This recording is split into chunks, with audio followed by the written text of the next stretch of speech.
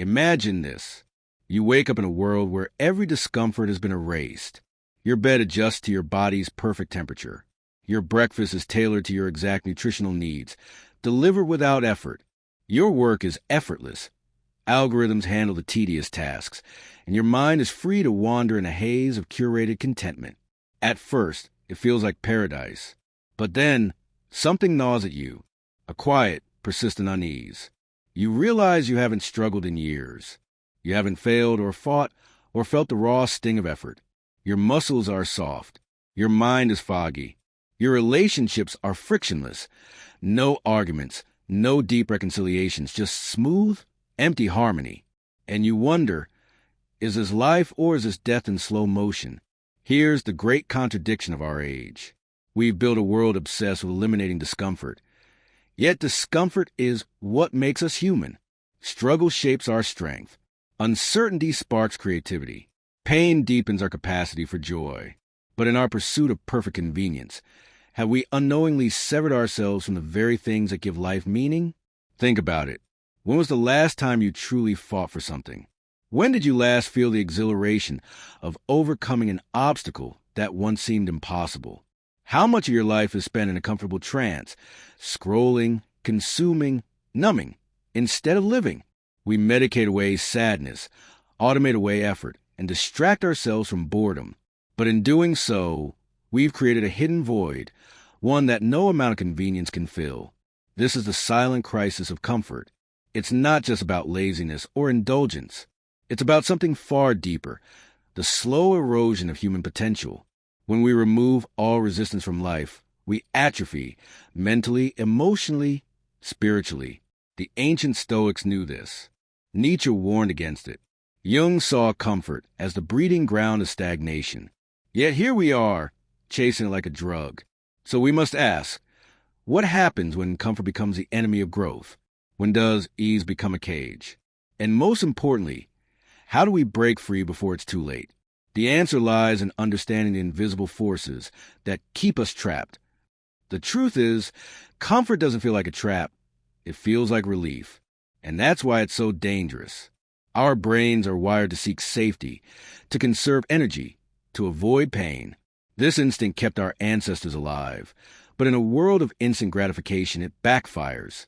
Psychologists call it the pleasure principle. We chase short-term rewards even when they sabotage our long-term growth. But the deeper problem isn't just biological, it's philosophical. Friedrich Nietzsche saw comfort as the enemy of greatness. What does not kill me makes me stronger, he wrote. But what if nothing is even trying to kill you?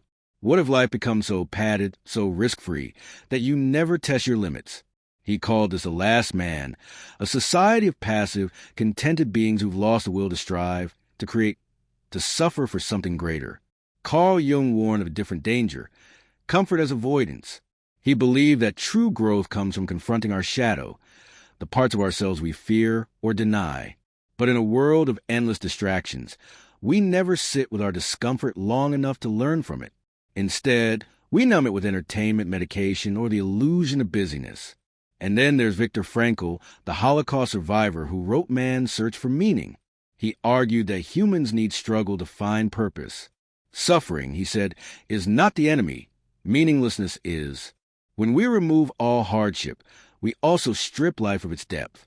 So why do we keep chasing comfort? Because modern society is built to sell it to us. Advertising tells us happiness is a product.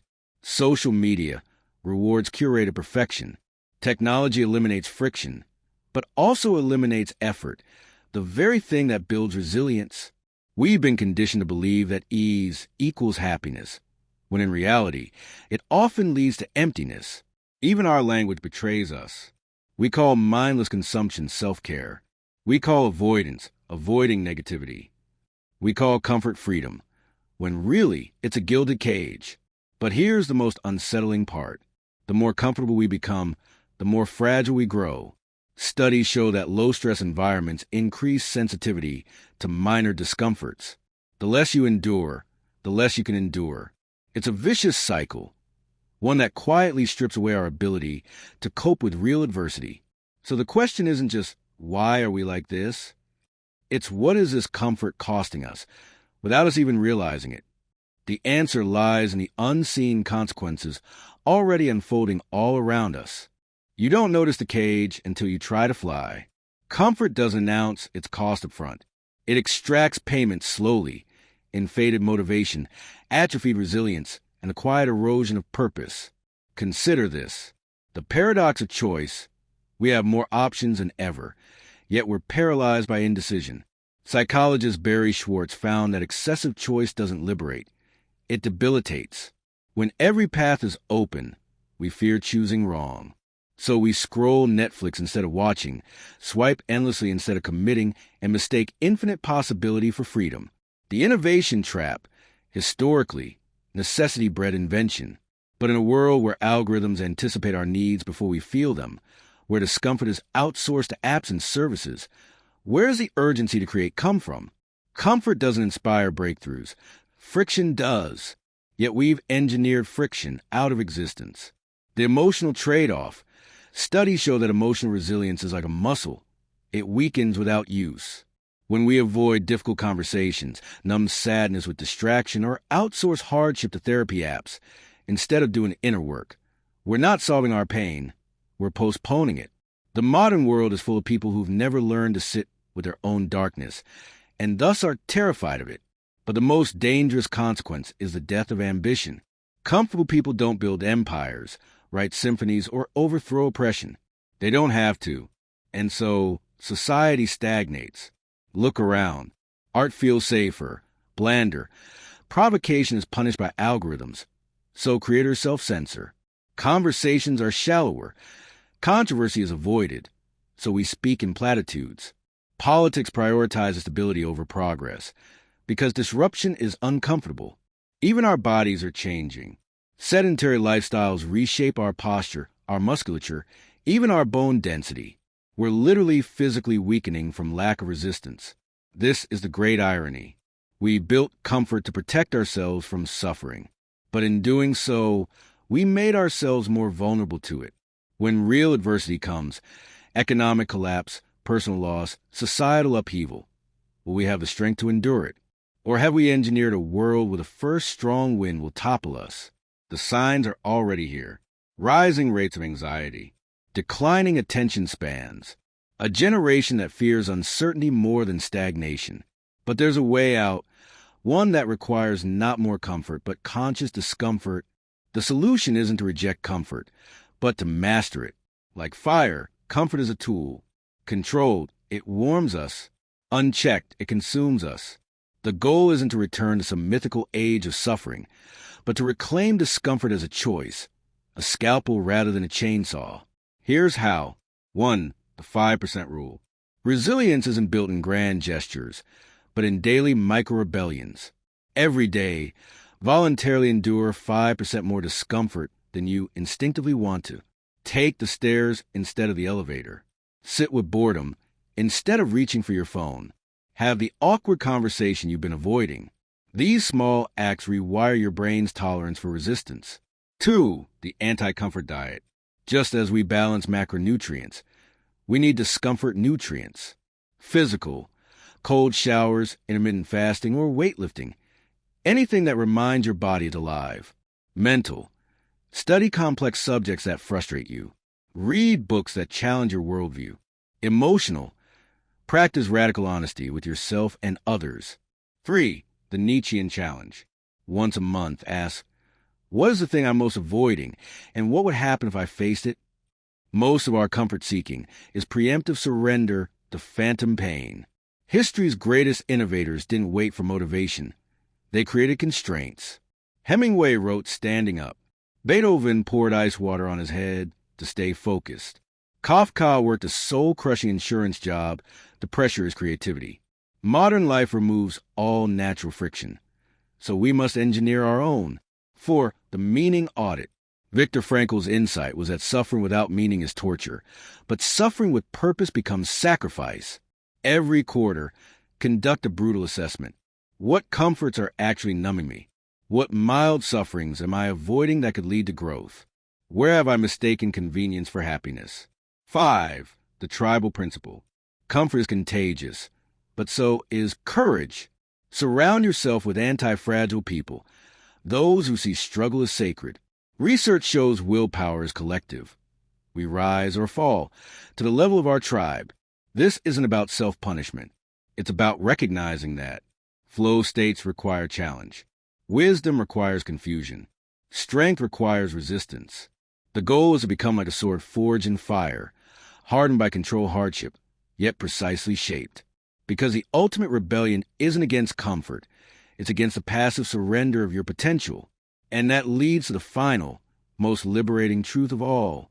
Here's the secret no one tells you. Comfort doesn't kill growth. The illusion of permanent comfort does.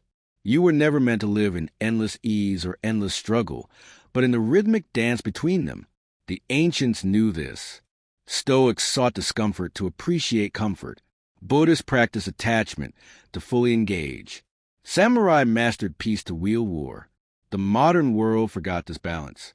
We assumed happiness meant deleting hardship rather than transforming our relationship to it. The ultimate truth is this. Discomfort is not the opposite of a good life. It's the currency. Every meaningful thing you've ever experienced requires some form of friction. Love demands vulnerability. Mastery requires failure. Freedom needs responsibility. Even biologically, we're designed for stress and recovery, not stasis. Muscles grow through micro-tears. Immune systems strengthen through exposure. Neurons fire faster after periods of strain. This explains why our world feels increasingly unreal. We've removed so much natural friction that we become existential tourists, observing life through glass, never touching the texture of reality. The cure isn't to abandon progress, but to reintroduce deliberate texture. Let some things be difficult. Let some conversations hurt. Let some days feel long. Not because suffering is virtuous, but because a frictionless life is a form of sensory deprivation for the soul. The most liberated people in history shared one trait. They wielded discomfort rather than fled it. The monks who sat with boredom until it became ecstasy. The scientists who obsessed over problems until confusion became insight. The lovers who leaned into heartbreak until it deepened their capacity for joy. This is a final paradigm shift. What if the point isn't to arrive at some comfortable destination, but to become the kind of person who doesn't need one? Imagine living where challenges become adventures. Uncertainty becomes curiosity. Pain becomes a compass. This isn't resilience, it's aliveness. So here's your choice.